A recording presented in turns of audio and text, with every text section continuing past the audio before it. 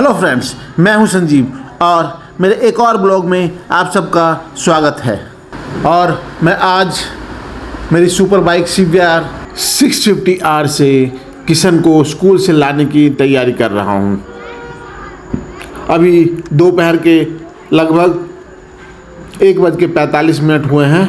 अभी मैंने अपनी बाइक को बाहर खड़ा किया हुआ था और शीशे फोल्ड किया हुआ था। शीशे अनफोल्ड करने के बाद अब मैं निकल पड़ा किशन की स्कूल की तरफ, उसको स्कूल से लाने।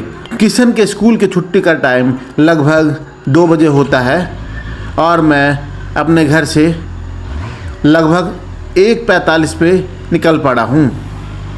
आज बिल्कुल आसमान में बादल छाए हुए हैं, बारिश की संभावना तो लगी हुई है और थोड़ी देर पहले ही काफ़ी ज़्यादा बारिश हुई थी, जिसके कारण अभी तक गलियां गीली है, गलियों में पानी भरा हुआ है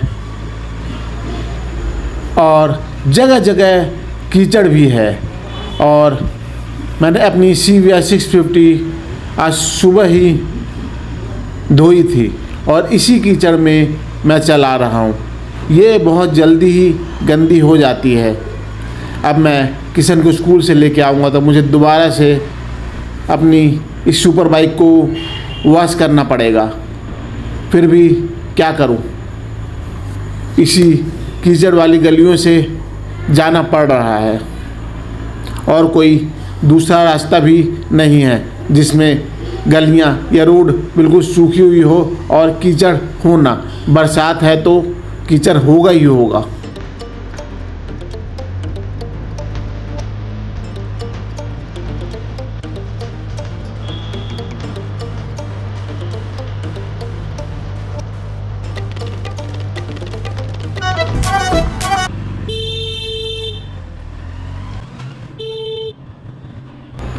अब मैं बाइक लेके अपने सर्विस लेन पे पहुंच चुका हूं और हमेशा की तरह आप देख सकते हैं लेफ़्ट साइड में सर्विस लेन पे जगह जगह गाड़ियां पार्क की हुई है।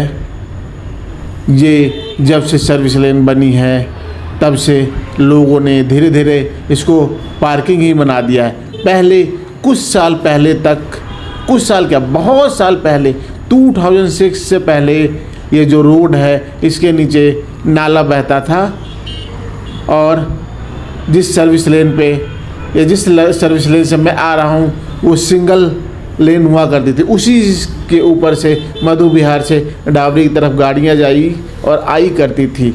और ये मैं पहुँच चुका हूँ पावर हाउस के सामने और यहाँ पे हमेशा की तरह जाम लगा हुआ है।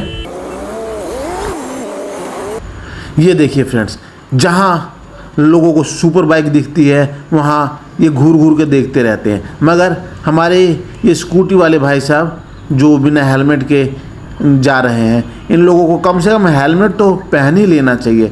वो भी बरसात के टाइम में। बरसात के टाइम में रोड काफ़ी ज़्यादा स्लिपरी हो जाता है और बाइक या स्कूटी कभी भी स्लिप होके गिर सकती है। सो हेलमेट पहन लेना बहुत ज़्यादा ज़रूरी होता है और बिना हेलमेट पहने बाइक या स्कूटी चलाना काफ़ी ज़्यादा अनसेफ होता है। ये देखिए फ्रेंड्स, मेरे सामने 2 गाय रोड पे बैठी है, जिसके कारण बाइक या कार वालों का एक्सीडेंट हो सकता है। थोड़ी सी नज़र हटी और दुर्घटना घटी। बाइक या गाड़ी चलाते समय किसी की भी थोड़ी सा ध्यान इधर उधर हो जाता है तो ज़रूर उस रोड पे बैठे गाय में टक्कर लग सकती है और एक्सीडेंट हो सकता है। यहाँ का ट्रैफिक का हाल तो कुछ ऐसा है, किसी किसी रेड लाइट पे लगभग 2.5 से 3 मिनट की लाइट रेड होती है, जिसके कारण बाइक या गाड़ी वालों को काफ़ी ज़्यादा इंतज़ार करना पड़ता है।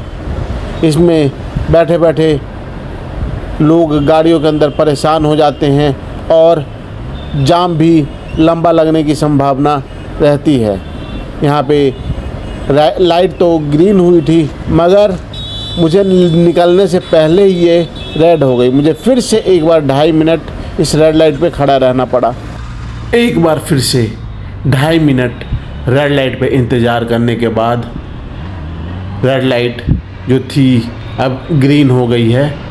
मैं फटाफट उस रेड लाइट को पार करता हुआ मैं 1:45 बजे या फिर कह सकते हैं 1:45 पे अपने घर से निकला था। अभी लगभग 2 बज गए हैं। मेरे घर से 2 से 3 किलोमीटर का डिस्टेंस ट्रैवल करने में लगभग 15 से 20 मिनट लग जाते हैं, क्योंकि यहाँ पे रेड लाइट के सिग्नल्स इतने लंबे लंबे होते हैं और थोड़ी थोड़ी दूर में ही रेड लाइट है। ये देखिए फ्रेंड्स, कुछ ही देर में एक और रेड लाइट आ गई ना। जैसा मैं आपसे कह रहा था, थोड़ी थोड़ी दूर में ही रेड लाइट रहते हैं।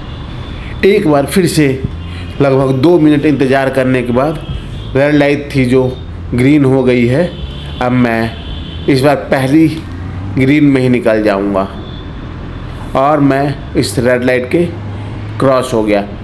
रेड लाइट क्रॉस करते ही लेफ़्ट टर्न लेना पड़ता है मुझे स्कूल तक पहुंचने के लिए।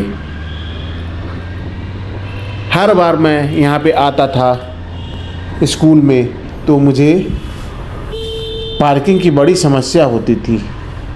मुझे पार्किंग जल्दी मिलता नहीं था। क्या आज मुझे पार्किंग मिल पाता है या नहीं? और देखिए फ्रेंड्स, आप मेरे राइट साइड में देख पा रहे होंगे, पहले से पेरेंट्स ने जो अपने बच्चों का पिकअप करने आए हैं अपनी अपनी गाड़ियां खड़ी कर रखी है और फिर से मुझे पार्किंग की कोई जगह दिख नहीं रही। बट मुझे राइट साइड में एक जगह दिखी है जहाँ पे कई सारी लेडीज़ खड़ी हैं। वहाँ पे एक बाइक लगाने का स्पेस है और मैं अपनी बाइक यहीं पे लगा दूँगा। ये देखिए फ्रेंड्स, जैसे ही मैंने अपनी सुपर बाइक यहाँ पे खड़ी की, वैसे ही जो कुछ पेरेंट्स यहाँ पे खड़े हैं या कह सकते कुछ लेडीज़ मेरी तरफ घूर घूर के देखने लगी, जैसे कभी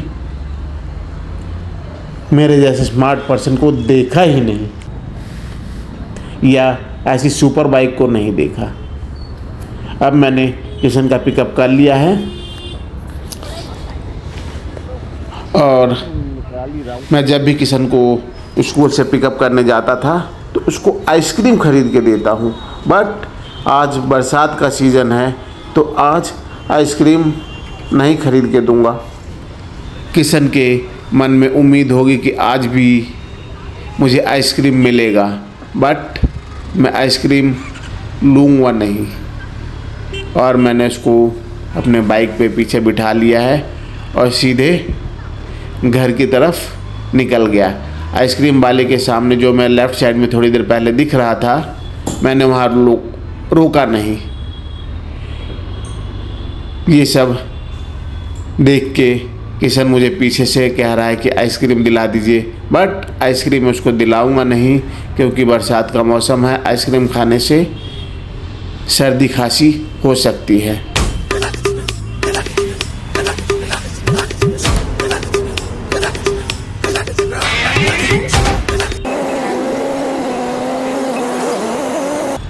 ये देखिए फ्रेंड्स, कोई पेरेंट्स है जो अपने बच्चों को लेने आए हैं स्कूटी से और उन्होंने हेलमेट नहीं पहना है और वो रॉन्ग साइड से भी चले गए। मैं हर बार अपनी वीडियो में कहता हूँ कि हेलमेट पहनना बहुत ज़्यादा ज़रूरी होता है रोड पे। अभी फ्रेंड्स, जैसा कि आपने देखा, एक आंटी बीच में घुसने की कोशिश कर रही थी, बट मेरी होंडा CBR 650R देखते ही वापस उन्होंने रिवर्स में ले लिया अपना स्कूटी।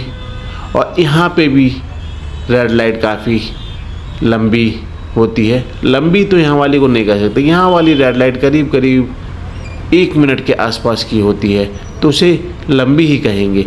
यहाँ पे मुझे हर बार अपनी बाइक को ऑफ़ करना पड़ता है और यहाँ पे रेड लाइट हो गई है ग्रीन। ये देखिए, एक सामने से भाई साहब रॉन्ग साइड में अपनी गाड़ी घुसाते हुए। अब मैं जिस रास्ते से पिकअप करने के लिए आता हूँ उस रास्ते से वापसी नहीं जाता हूँ, क्योंकि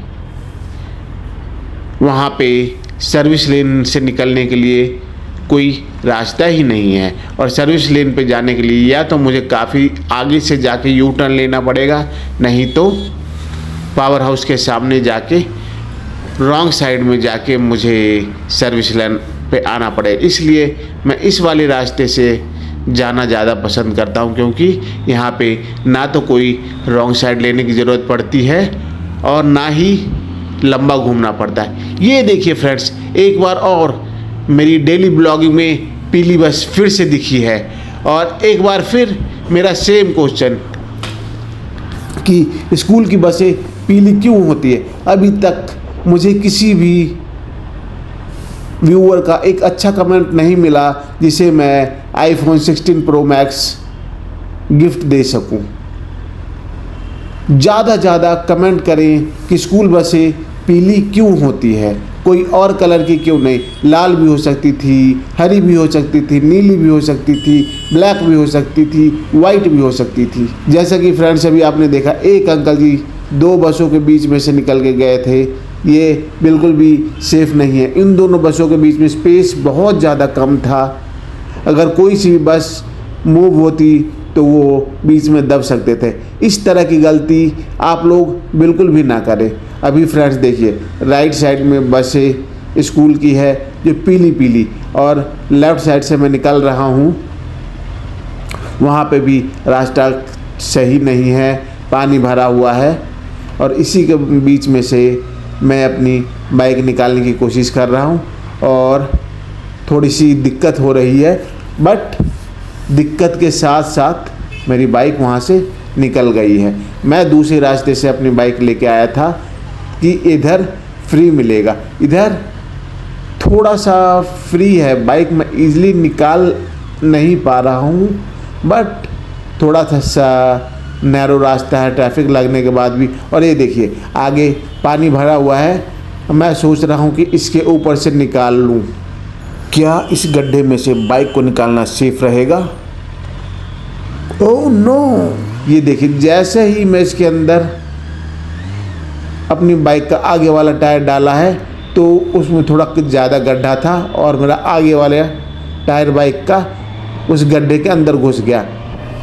शुक्र है कि ये गड्ढा बहुत बड़ा नहीं था, नहीं तो मेरी बाइक उसके अंदर फंस जाती और कुछ टूट फूट हो सकता था और मेरा काफ़ी ज़्यादा नुकसान हो जाता। आप जानते होंगे कि सुपर बाइक का कुछ छोटा पार्ट भी टूट जाता है या ख़राब हो जाता है तो बहुत ज़्यादा कॉस्टली आता है। जैसा कि आपको पता है निंजा 6R जिसमें रियर सीट अभी नहीं होती, और सिर्फ उसका एक रियर सीट जो नॉर्मल बाइक का अगर ख़रीदने जाए तो लगभग 250-300 का मिल जाता है, और ये निंजा 6R का रियर सीट अगर आप ख़रीदने जाएंगे तो हर जगह मिलेगा नहीं। ये सिर्फ और सिर्फ निंजा के सर्विस सेंटर में ही मिलता है और इसका प्राइस है लगभग 35,000 रुपीज़। मेरे लेफ़्ट साइड में एक स्विफ्ट थी और एक बाइक सामने जा रही है जो पल्सर है, और आप राइट साइड में देख पा रहे होंगे एक वैन है जो स्कूल के बच्चों को स्कूल बस की तरह स्कूल से पिकअप करके उनके घर तक छोड़ती है। स्कूल वैन में थोड़ा सा बेनिफिट है कि बच्चे डोर टू डोर घर से पिकअप होते हैं और स्कूल में ड्रॉप हो जाते हैं, और स्कूल से पिकअप होते हैं और घर में डोर टू डोर ड्रॉप हो जाते हैं। बस स्कूल बसों में ऐसी सुविधा नहीं हो पाती। स्कूल बसों में आपको रोड तक आना पड़ता है क्योंकि स्कूल बसें काफ़ी लंबी होती है जो हर गली में जा नहीं सकती, जिसके कारण कुछ बच्चों को स्कूल बस लगवा देने के कारण भी उनको रोड तक पैदल ही जाना पड़ता है। फ्रेंड्स, मेरे आज के इस डेली ब्लॉग में बस इतना ही। मेरे इस ब्लॉग को ज़्यादा लाइक, शेयर और सब्सक्राइब करें। Thank you.